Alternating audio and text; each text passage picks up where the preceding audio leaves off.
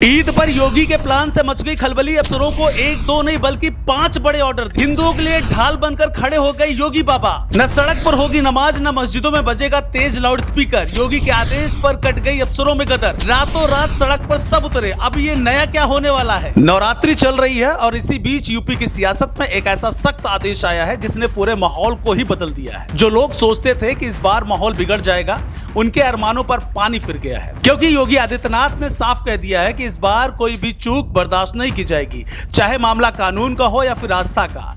ईद और नवरात्रि को एक साथ होने के कारण प्रशासन पहले से ही अलर्ट है और इसी वजह से योगी सरकार ने एक नहीं बल्कि 5 बड़े आदेश जारी किए हैं, जिनकी चर्चा पूरे प्रदेश में हो रही है और जिसने सियासी हलचल भी तेज कर दी है। कौन से वो 5 आदेश हैं, क्या कुछ योगी करने जा रहे हैं, सब कुछ आपको इस वीडियो में बताते हैं। दरअसल हाल ही में काशी से सामने आए गंगा इफ्तार विवाद ने पहले से माहौल को गर्मा दिया है, जहां नाव पर इफ्तार के दौरान कथित तौर पर बिरयानी खाने और उसमें अवशेष गंगा में फेंकने का आरोप लगाए गए। इसके बाद पुलिस ने तेजी दिखाते हुए 14 लोगों को गिरफ्तार कर लिया।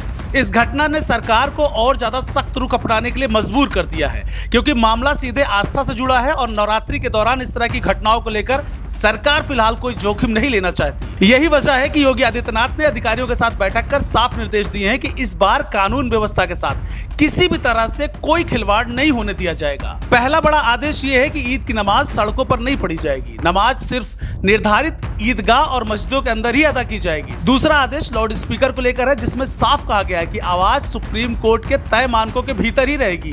अगर नियमों का उल्लंघन हुआ तो तुरंत लाउड स्पीकर हटाने की कार्रवाई की जाएगी। तीसरा बड़ा आदेश ये है कि कोई भी भड़काऊ बयान या माहौल बिगाड़ने की कोशिश करेगा तो उसके खिलाफ सख्त कार्रवाई होगी, उसे किसी भी हालत में बख्शा नहीं जाएगा।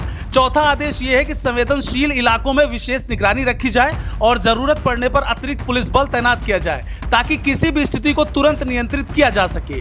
पांचवा सबसे बड़ा फैसला नवरात्रि को लेकर लिया गया है, जिसमें कई शहरों में मांस और मछली की दुकानों को बंद रखने के निर्देश जारी किए गए हैं, ताकि धार्मिक भावनाओं का सम्मान बना रहे। इन आदेशों के बाद प्रशासन पूरी तरह से एक्शन मोड में नजर आ रहा है। अफसरों को साफ निर्देश दिए गए हैं कि किसी भी स्तर पर लापरवाही नहीं होनी चाहिए और हर हाल में शांति व्यवस्था बनाए रखनी है।